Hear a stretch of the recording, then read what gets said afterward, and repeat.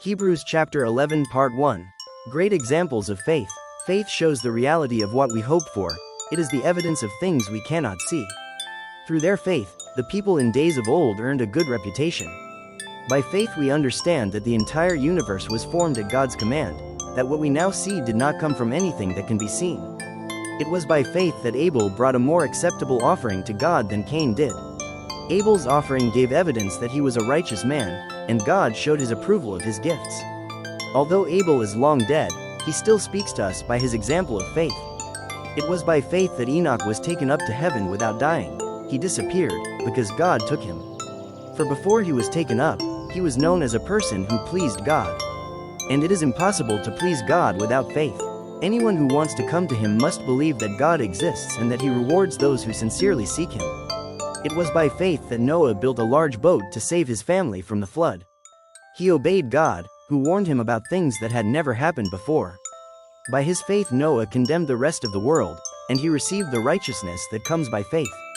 It was by faith that Abraham obeyed when God called him to leave home and go to another land that God would give him as his inheritance. He went without knowing where he was going, and even when he reached the land God promised him, he lived there by faith, for he was like a foreigner, living in tents. And so did Isaac and Jacob, who inherited the same promise. Abraham was confidently looking forward to a city with eternal foundations, a city designed and built by God. It was by faith that even Sarah was able to have a child, though she was barren and was too old. She believed that God would keep his promise. And so a whole nation came from this one man who was as good as dead, a nation with so many people that, like the stars in the sky and the sand on the seashore, there is no way to count them.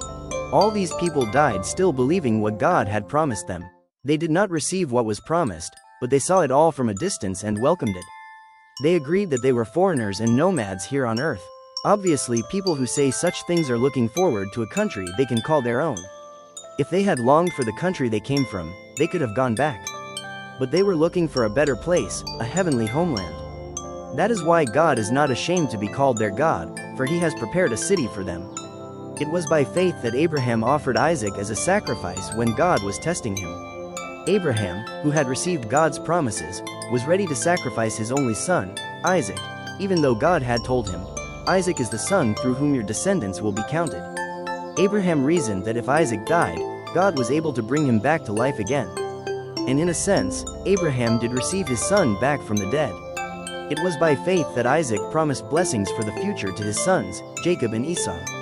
It was by faith that Jacob, when he was old and dying, blessed each of Joseph's sons and bowed in worship as he leaned on his staff. It was by faith that Joseph, when he was about to die, said confidently that the people of Israel would leave Egypt. He even commanded them to take his bones with them when they left.